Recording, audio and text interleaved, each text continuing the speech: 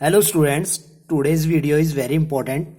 In this video, we will see that which nucleophiles are strong and which nucleophiles are weak. So we will compare different type of nucleophiles. Okay. So first of all, we have to remember that always negatively charged nucleophile are stronger than neutral nucleophile.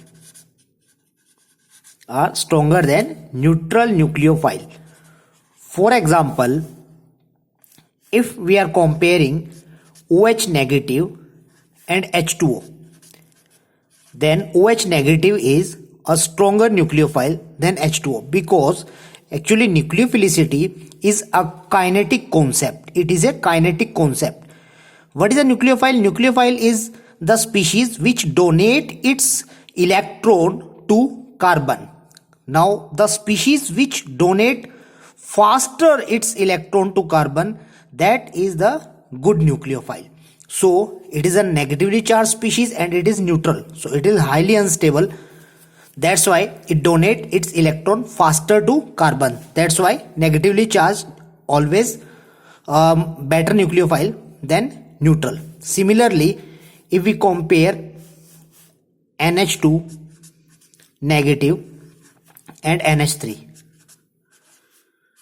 then NH2 negative is the stronger nucleophile than NH3. Similarly, if we compare alkoxide ion with alcohol, so alkoxide ion are the better nucleophile than alcohol. Second point is that if we compare hydrazine NH2 with ammonia, like, so we know that in NH2 there is the repulsion between these two lone pairs, and in NH3 there is no repulsion. So hydrazine will release its electron readily to or faster to carbon. That's why NH2 means hydrazine is the better nucleophile than NH3.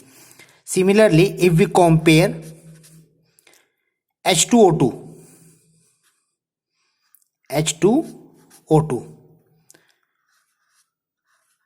then H2O, so we can suggest that there is a repulsion between lone pair. In H2O2, their two lone pairs are present in two different oxygen atom and they repel to each other. That's why H2O2 give faster its lone pair to carbon. That's why H2O2 is better nucleophile than H2O. Next is, if we go in a period left to right in a period in periodic table, if we go left to right in a period in periodic table, then we have to remember that electronegativity play an important role to decide nucleophilicity. We know, suppose we are comparing CH3 negative, then NH2 negative, then OH negative and F negative. C, N, O and F, these are the elements of same group. We are going from left to right. Clear? So because we know F has more electronegativity than O and O have more electronegative than N, and N is more electronegative than C, means we are saying that electronegativity is increasing and nucleophilicity is inversely proportional to electronegativity because F is more electronegative. That's why F don't want to release its electron easily. C is less electronegative. That's why carbon easily give its electron to any species. Correct? So we can say, what is the order of nucleophilicity? Its nucleophilicity is like that. Means CH3 negative is better nucleophile than NH2 negative, OH negative, and least better nucleophile, that is a F negative. F negative is not a good nucleophile. Clear? Next one is that if we go in a group in periodic table, in a group in periodic table, then their solvent play a very important role.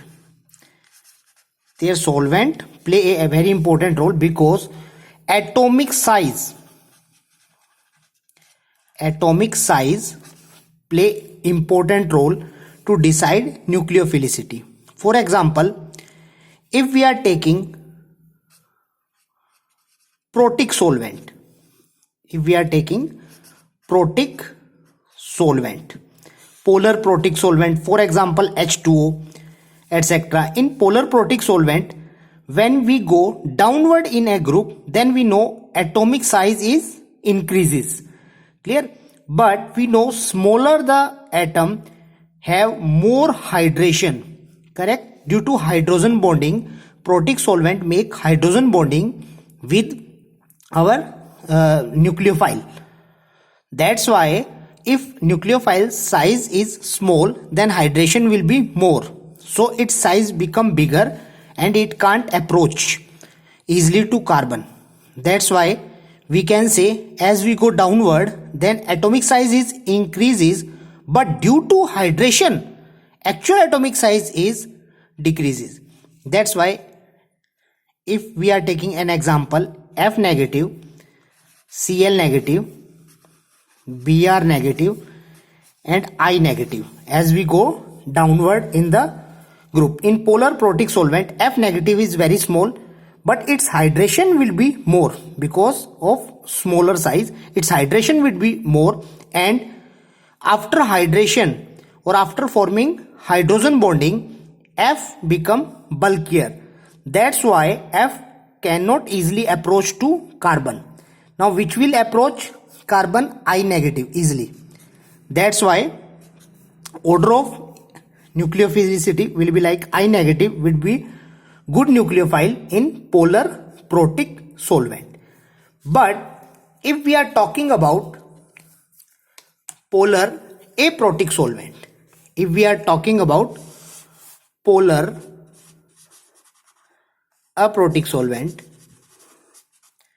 aprotic solvent, the polar aprotic solvent like DMSO, DMF, these are the polar aprotic solvent or crown ether. In these type of solvent, the nucleophilicity order will be like that: F negative, Cl negative, Br negative, then last is I negative.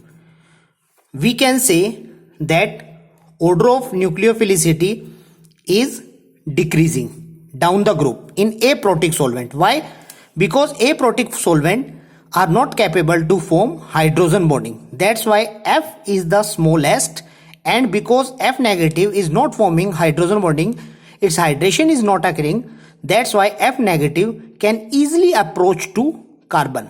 But I negative, its size is bigger and it's not forming hydrogen bonding, so there is no effect of hydration. That's why I cannot approach easily to carbon. That's why F negative is a good nucleophile compared to I negative in aprotic solvent. So in short, we can say if we are talking about protic solvent, then nucleophilicity down the group is increased due to hydration. But if we are talking about polar aprotic solvent, or if we are taking the species nucleophile in polar aprotic solvent, then nucleophilicity down the group is decreased because there is no hydration, no hydrogen bonding. So students, we can observe which is stronger nucleophile and which one is weak nucleophile according to this. Thank you. If you feel any difficult topic in chemistry, then you can comment us. We will make a video on that. And in last, students, please like, share and comment our YouTube channel and subscribe also. Thank you.